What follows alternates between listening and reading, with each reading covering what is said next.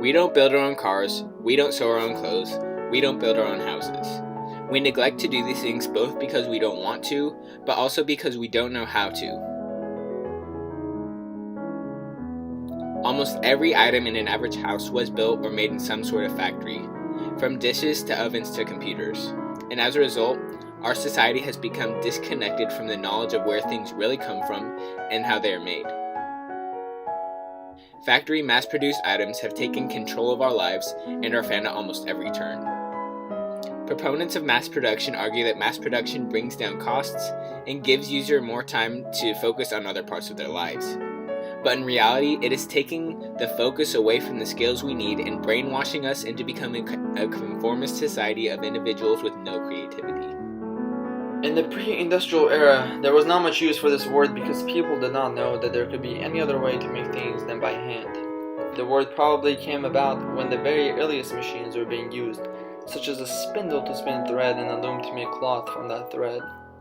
Before the Industrial Revolution, which began in the 1950s, everything in the average household was handmade.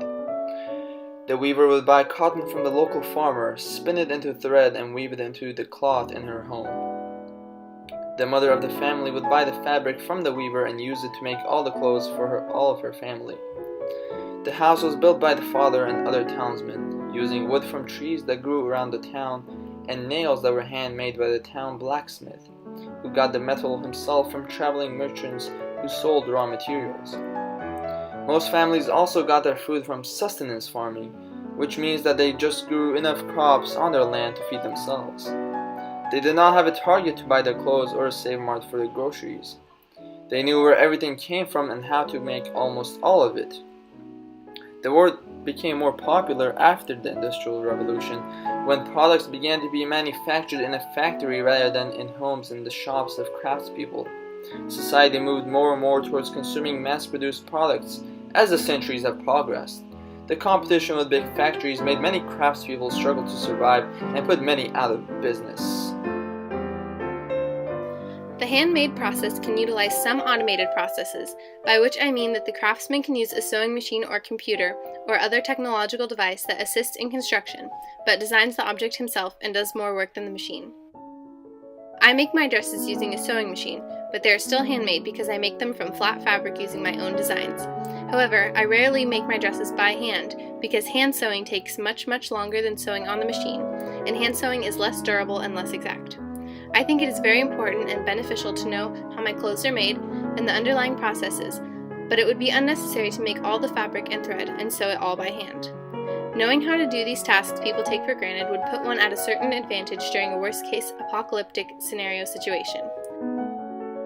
After all, the wise man combines both his brain and his hands. Craftsmen and women understand something in the world that most people take for granted. Handmade things are better than things that are factory-made. They have more character and personality than factory-made items. It is important to realize where the things we use every day come from, just like it is important for people to know where their food comes from. Hopefully people will begin to look critically at their surroundings and ask, I wonder how that is made, rather than continue to be unaware of where things come from and how they come into this world. It is important to remember the value of things that are handmade and try to see the world with a more enlightened and curious eye.